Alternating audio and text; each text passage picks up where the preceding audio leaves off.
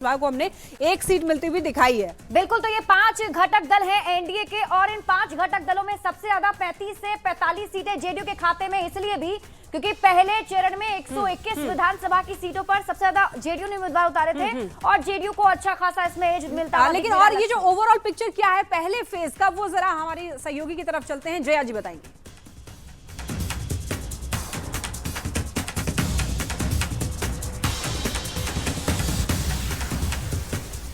तो बिल्कुल लक्ष्मी और शिप्रा, जैसा कि आप लोग बता रही थी कि घटक दलों को कितनी सीटें मिली हैं, लेकिन ओवरऑल आंकड़ा क्या कहता है वो लगातार हम दर्शकों को बता रहे हैं। और देखिए, एनडीए के लिए पहले फेज के लिए अच्छी खबर यह है कि 60 से 70, हालांकि उनका दावा 100 सीटों का है, उसके लिए 14 तारीख का इंतजार करना होगा। पीके की बात की जाए, अभी तक शून्य, खाता तक नहीं खुला है एग्जिट पोल में। अदर की बात की जाए, इनका भी खाता खुलता हुआ नहीं दिख रहा है। महागठबंधन को 45 से 55 सीटें, और ये अच्छा फिगर कह सकती हैं, क्योंकि अगर आप देखा जाए जो टक्कर है वो सीधे तौर पर इन्हीं दोनों घटक दलों के बीच में ही है, इन्हीं महागठबंधन के बीच में है। और एनडीए की बात कर ले, महागठबंधन की बात कर ले, इनके जो घटक दल है, जो कि सीटों के बंटवारे के दौरान देखा गया कि बहुत ही गहमा गहमी रही, ऐसा लग रहा था कि बहुत ज्यादा प्रेशर पॉलिटिक्स चल रही है।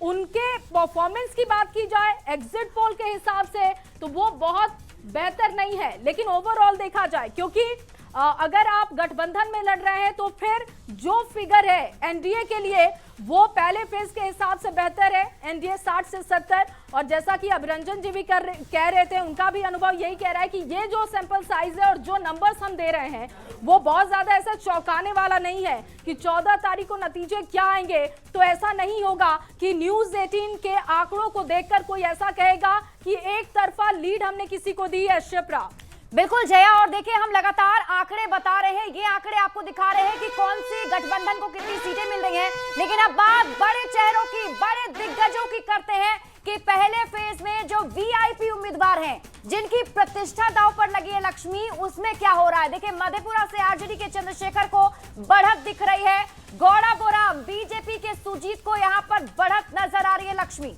और दरभंगा में बीजेपी के संजय सरावगी को भी बढ़त मिलती हुई दिखाई दे रही है। ये वो खास चेहरे हैं जिस पर सबकी नजर थी। और बहादुरपुर से जेडीयू के मदन सैनी को भी बढ़त मिलती हुई दिखाई दे रही है हमारे सर्वे के अकॉर्डिंग। और पहले फेज में यानी कि ये हमने बताया कि कुछ ऐसे उम्मीदवार जो कि जिनके साख जो है वो दांव पर लगे हुए हैं, और ऐसे में मधेपुरा के आरजेडी के चंद्रशेखर को भी बढ़त मिलती हुई दिखाई दे रही है। बिल्कुल, तो इसमें कोई हार और जीत आपको नहीं बता रहे, बल्कि ये बता रहे हैं कि किस सीट पर किस उम्मीदवार को ज्यादा बढ़त दिख रही है। हाँ। ये वीआईपी उम्मीदवार है लक्ष्मी। बिल्कुल, लेकिन यहाँ पर आपको एक चीज क्लियर कर देते हैं कि ये यहाँ पर ये नहीं बता रहे हैं हम लोग कि ये प्रत्याशी जो है वो जीत चुके हैं। ये केवल सर्वे है, सर्वे के अकॉर्डिंग हम लोग बता रहे हैं कि हाल क्या है, किसको बढ़त मिलती हुई दिखाई दे रही है। ये एग्जैक्ट नतीजे बिल्कुल नहीं है, लेकिन आपको बता रहे हैं कि वीआईपी के जो प्रत्याशी हैं उनका ग्राउंड पर कैसा हाल है, वो जो वोटर्स थे उनसे बातचीत करके हमने ये जाना है। क्योंकि कई जो मिनिस्टर्स हैं वो चुनावी मैदान में हैं, कई बड़े चेहरे हैं, सुपरस्टार की बात कर लीजिए, अगर हम बात करें तो अलग अलग बड़े बड़े चेहरे चुनावी मैदान में थे, तो उनका जो हाल है उनकी सीट का वो हम आपको बता रहे हैं। और शुरुआत सबसे पहले मधेपुरा से हमने की थी, क्योंकि आरजेडी के चंद्रशेखर को यहाँ से बढ़त मिलती हुई नजर आ रही है। गौड़ाबोराम की सीट काफी इंपॉर्टेंट है। देखिए, चंद्रशेखर की बात हम कर रहे हैं तो ये पूर्व शिक्षा मंत्री भी रह चुके हैं आरजेडी कोटे से, जब साथ में थे एनडीए नीतीश कुमार और आरजेडी उस वक्त, तो इनकी काफी हॉट सीट है और यहाँ पर बढ़त दिख रही है। बीजेपी के प्रवक्ता हमारे साथ जुड़े हुए मयंक जी, ये मधेपुरा में क्या हो रहा है, यहाँ तो बढ़त दिख रही है आरजेडी को। जैसे खुश होने का थोड़ा मौका उन्हें भी 2-3 दिन तक होना चाहिए। उसके बाद जैसा कि अभी हमारे विपक्ष के साथी कह रहे थे कि उन्हें आपके आंकड़ों पे का ये किंचित कोई भरोसा नहीं हो रहा है, तो ये भरोसा जो है वो तभी तक नहीं होता जब तक 14 है। 14 के बाद से फिर से ईवीएम का रोना शुरू हो जाएगा। तो आप क्या कह रहे हैं, इस पर भी खुश नहीं होना चाहिए इनको? अब वही तो मैंने कहा कि 2-3 दिन की खुशी है, थोड़ा खुशी मना ले। आप कितने गम के सबब उनको देना चाहते हैं? दिनेश जी, आप क्या कहेंगे? आपको क्या लग रहा है, ये आंकड़े आपको लग रहा है कि आपके हिसाब से मैच कर रहा है? नहीं, बिल्कुल नहीं। ये आपके आंकड़े हैं, आपके सर्वे टीम है, आपका जो है, हमारा जो आपके कैंडिडेट को बढ़त दिखा रहे हैं सर, अब तो खुश हो लीजिए। आप आंकड़े की बात कर रही हैं, पूरे आंकड़े की बात कर रही हैं, तो आपके आंकड़े पूरे जो बिहार के हैं, अच्छा मधेपुरा से चंद्रशेखर जी के दिखा रही हैं। तो चंद्रशेखर जी का तो वहाँ पे लोग बहुत लोकप्रिय प्रत्याशी हैं, उनमें कोई डाउट ही नहीं है किसी का। हम लोग बिल्कुल थोड़ी भी ठीक है, बने रहिए। और भी कुछ प्रत्याशी हैं, उनके बारे में भी जरा बता देते हैं। यानी कि और भी कुछ हमारे पास वीआईपी चेहरों के बारे में जो जानकारी निकल कर आ रही है, मेगा एग्जिट पोल में आपको बता रहे हैं प्रत्याशी के बारे में, पहले फेज के बारे में आपको बता रहे हैं, वीआईपी उम्मीदवारों का हाल, उसके हिसाब से देखिए पहले यहां पर जाले की बात करें तो बीजेपी के जीवेश कुमार को बढ़त मिलती हुई दिखाई दे रही है, भोरे से जेडीयू के सुनील कुमार को भी बढ़त है शिप्रा। बिल्कुल, और ये देखिए कैबिनेट मिनिस्टर हैं जीवेश मिश्रा और जाले से बीजेपी के उम्मीदवार थे, उन्हें बढ़त दिख रही है। और बात कर लेते हैं गरखा विधानसभा सीट की, आरजेडी के सुरेंद्र राम को गरखा विधानसभा सीट पर बढ़त मिलती हुई नजर आ रही है। आरजेडी के बड़े चेहरे हैं और पहले फेज में हम उम्मीदवारों का हाल आपको बता रहे हैं जो वीआईपी कैंडिडेट इस बार चुनावी मैदान में थे। तो जाले से बीजेपी के जीवेश कुमार को बढ़त मिलती हुई दिख रही है। और जल्दी से बात कर लेते हैं मयंक मौली जी से ही, क्योंकि देखिए कई आरोप भी लगे थे जीवेश मिश्रा पर, हमने वो तस्वीरें भी दिखाई थी, ऋषि मिश्रा आरोप लगा रहे थे घड़ी बांटने का।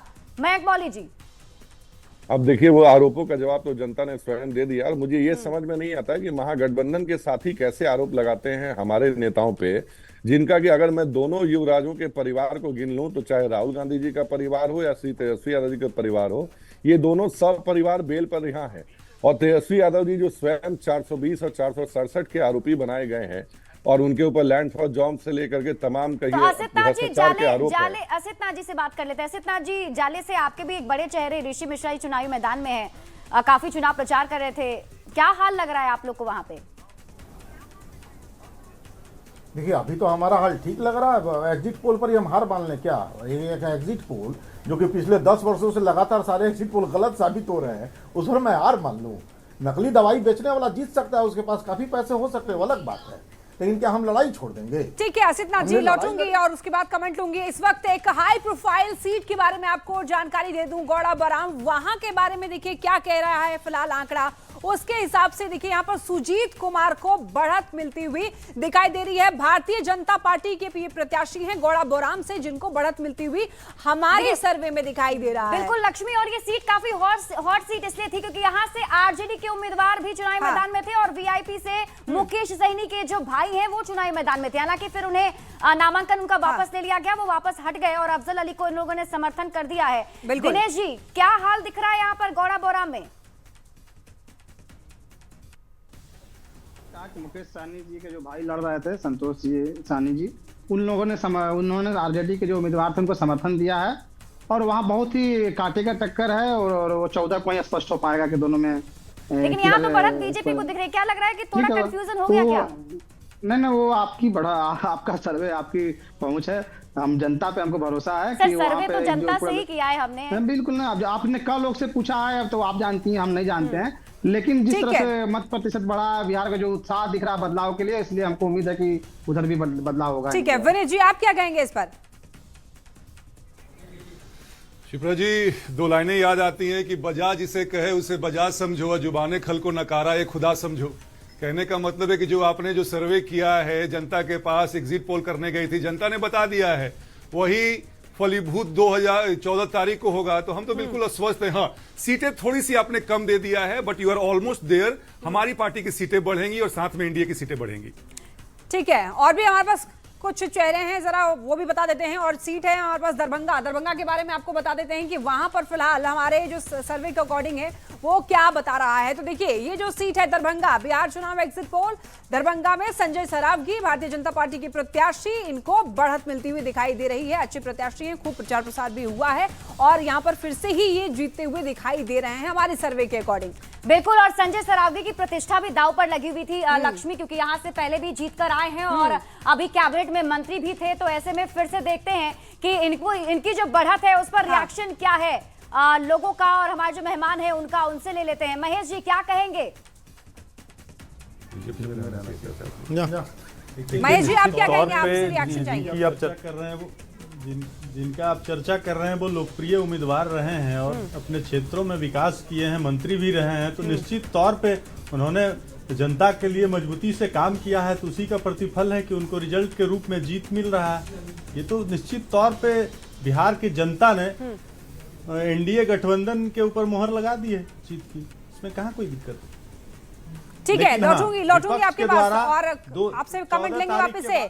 देखिए कुछ और हाई प्रोफाइल सीट्स के बारे में आपको जानकारी दे दें। कुछ और भी ऐसे जो नामिक चेहरे हैं, जो काफी ज्यादा फेमस चेहरे हैं, उनके बारे में आपको बताते हैं। High profile seat Bahadurpur, Madan Sahni, इनको भी बढ़त मिलती हुई दिखाई दे रही है और ये जेडीयू के प्रत्याशी हैं, मंत्री हैं, यानी कि दो मंत्रियों की साख जो है दांव पर लगी हुई है सर्वे के अकॉर्डिंग। हालांकि इनको बढ़त मिलती हुई दिखाई दे रही है। बिल्कुल, और पहली सीट की हमने बात कर ली है बहादुरपुर की, जहां से मदन सहनी इस बार जेडीयू के प्रत्याशी भी हैं और उनकी प्रतिष्ठा दांव पर भी थी। हालांकि यहां पर ये अपनी सीट बचाते हुए जरूर नजर आ रहे हैं, ये एग्जिट पोल बता रहा है। जीवेश कुमार मिश्र जो है वो जाले विधानसभा सीट से बीजेपी के प्रत्याशी इस बार और कैबिनेट मंत्री इस बार हैं, तो ये भी अपनी सीट पर बढ़त बनाए हुए हैं। तो इससे जरूर ये साफ हो रहा है